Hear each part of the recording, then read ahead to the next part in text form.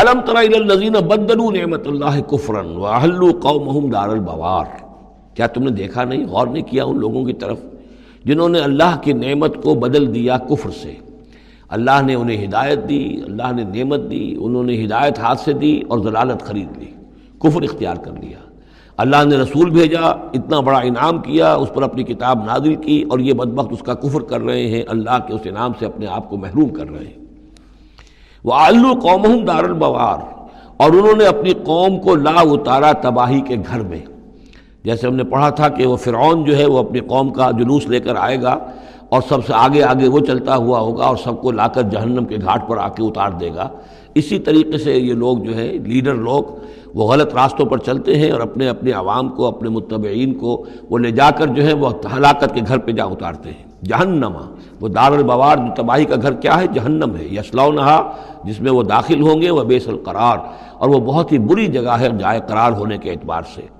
وَجَعَلُوا لِلَّهِ أَندَادًا لِيُضِلُّوا عَن سَبِيلِهِ، اور انہوں نے اللہ کے مد مقابل ٹھہرا دیے ہیں تاکہ وہ گمراہ کریں انہیں اللہ کے راستے سے۔ یعنی یہ جو ند کا لفظ ہے اندادا، یہ سورہ بقرہ کے تیسرے رکوع میں بھی آیا تھا، وَلَا تَجْعَلُوا لِلَّهِ أَندَادًا وَأَنْتُمْ تَعْلَمُونَ، تو ند کہتے ہیں مد مقابل کو، اور اس میں اس حد تک باریک بھی نہیں ہے کہ حضور نے فرمایا صلی اللہ علیہ وسلم، ایک صاحب نے ایسے ہی اپنی بغیر، یعنی یہ نہیں تھا کہ انہوں نے جان بوجھ کر حضور کو برابر کرنا چاہا اللہ کے،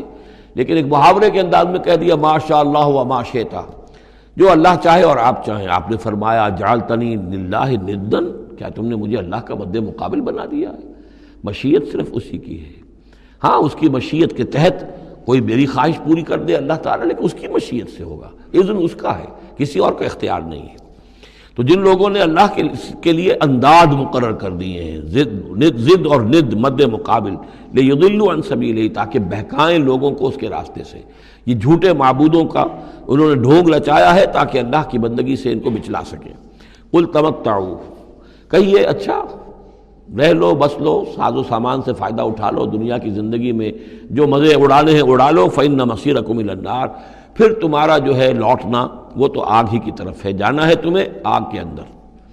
قل لعباد الذین آمنوا یقیموا الصلاۃ، کہیے میرے ان بندوں سے، اب دیکھیے یہاں نوٹ کیجئے، قل لعباد الذین آمنوا، یا ایھا الذین آمنوا نہیں آیا، براہ راست خطاب مکی صورتوں میں نے کہا ہے شاذ، سورہ حج میں ایک جگہ ہے، لیکن یہ کہ اس کے بارے میں چونکہ اختلاف ہے کہ وہ سورت مکی ہے کہ مدنی ہے، وہ علیحدہ ہے، اس پر جب ہم غور کریں گے۔ پورے مکی قرآن میں یا ایھا الذین آمنوا اصطلاحاً یہ خطاب نہیں ملے گا آپ کو، حالانکہ اب یہاں قل عبادی، اے نبی کہہ دیجئے میرے بندوں سے جو ایمان لائے، یا ایھا الذین آمنوا کے بجائے۔ اب یہ کہ اس میں اللہ تعالیٰ کی کیا حکمت ہے، جو بات میری سمجھ میں آئی تھی وہ میں نے آپ کو بتا دی تھی کہ یہ یا ایھا الذین آمنوا امت کے لیے خطاب ہے، اور امت کی حیثیت جو بنی ہے محمد رسول اللہ صلی اللہ علیہ وسلم کے ماننے والوں کی، وہ ہوئی ہے مدینے میں آ کر، جبکہ ایک امت کی شکل انہوں نے اختیار کی، اور تحویل قبلہ کے ذریعے سے یہ وہ ایک مستقل امت ہونا ان کا اللہ تعالیٰ نے واضح کر دیا، اور یہ کہ اس مقام سے جس پر کہ یہود فائز رہے 2000 برس، اب ان کو وہاں سے معزول کر کے اب اس امت کو وہاں پر نصب کیا جا رہا ہے۔ اس کے بعد سے یا ایھا الذین آمنوا، یا ایھا الذین آمنوا، اور اس میں اہل ایمان بھی اور منافق بھی، جو بھی اسلام کا دعویٰ کرے وہ اسی خطاب کے تحت آ جائیں گے۔ قل لعباد الذین آمنوا، اے نبی کہہ دیجئے میرے ان بندوں سے جو ایمان لائے ہیں، یقیموا الصلاۃ، وہ نماز قائم رکھیں، وینفقوا مما رزقناہم، اور جو کچھ ہم نے انہیں دیا ہے اس میں سے خرچ کرتے رہیں، سرا وعلانیۃ، کھلے بھی اور چھپے بھی، اعلانیہ بھی اور مخفی طور پر بھی، من قبل ان یاتی یوم، اس سے پہلے کہ وہ دن آ جائے، لا بیع فیہ ولا خلال، کہ جس میں نہ کوئی بیع ہوگی، نہ کوئی لین دین سودا خرید و فروخت ہوگی، اور نہ کوئی دوستی کام آئے گی۔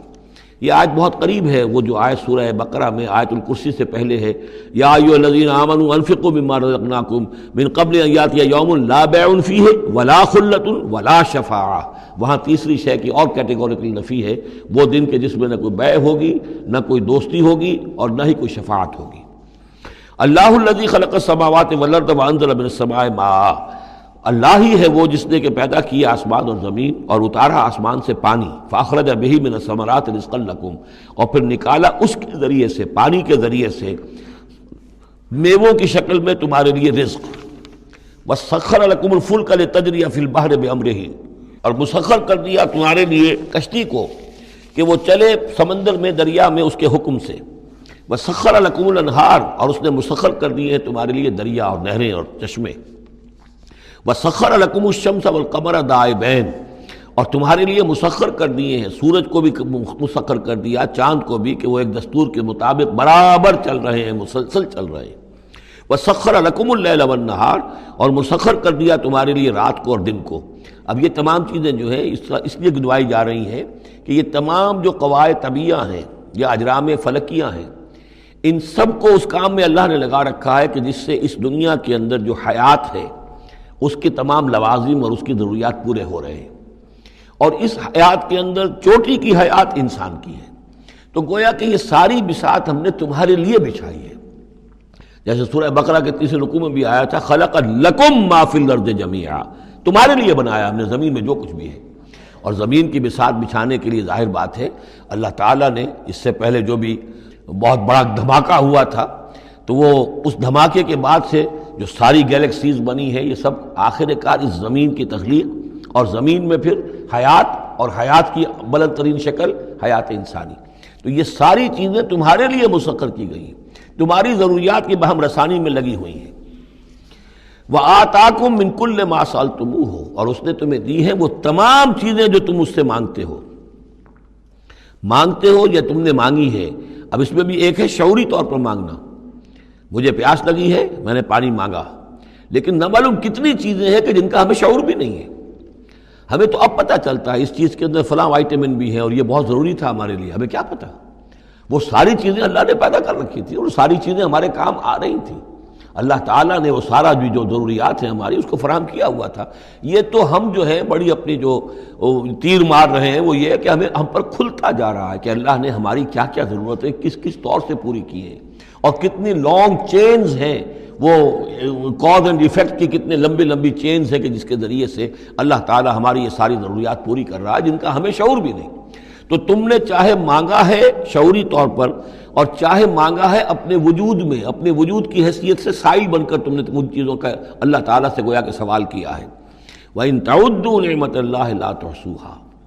اور اگر تم اللہ تعالیٰ کی نعمتوں کو گننا چاہو گے تو احسان نہیں کر سکو گے، تمہارے لیے ممکن ہی نہیں ہے کہ تم گن سکو۔